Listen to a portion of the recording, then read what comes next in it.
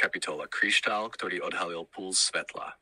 Existujú chvíle, keď vesmír prestane byť pojmom a stane sa niečím, čo môžeš vidieť. Živé, dýchajúce, pulzujúce priamo pred tvojimi očami.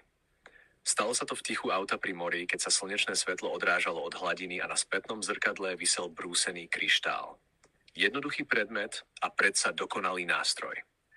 Keď svetlo vošlo do kryštálu, rozlomilo sa na stovky malých plôšok a prvý raz sa stal puls slnka viditeľným.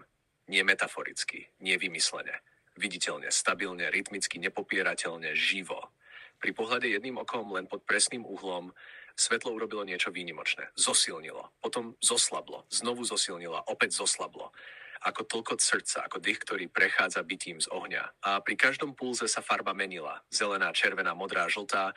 Ako by kryštál odhaloval skrytý farebný kód v každej vlne slnečného svetla. Živú informáciu nesenú fotónmi putujúcimi cez priestor. V tom okamihu sa neodhalil len puls slnka, ale pravda, že aj samotné svetlo dýcha. Dýcha zem, dýcha slnko.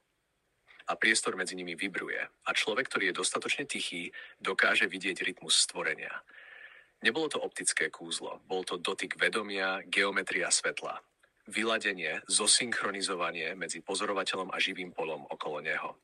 Keď je myseľ pokojná a srdce čisté, signál je jasný. Farby sú oddelené, informácia prichádza bez skreslenia.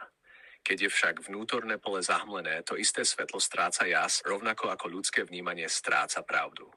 V tom kryštáli, hojdajúcom sa v slnečnom lúči, sa puls slnka odhalil ako pripomienka, že realita nie je statická, ale vibrujúca a čistota nášho vlastného signálu určuje, čo dokážeme vidieť. Vidieť puls svetla znamená spomenúť si, že existencia nie je pevná. Je to rytmus, rezonancia a živá komunikácia. A keď to človek uvidí raz, dokáže to vidieť znova, kedykoľvek. Pretože jeho vedomie sa už zosynchronizovalo s tlkotom srdca, kozmu.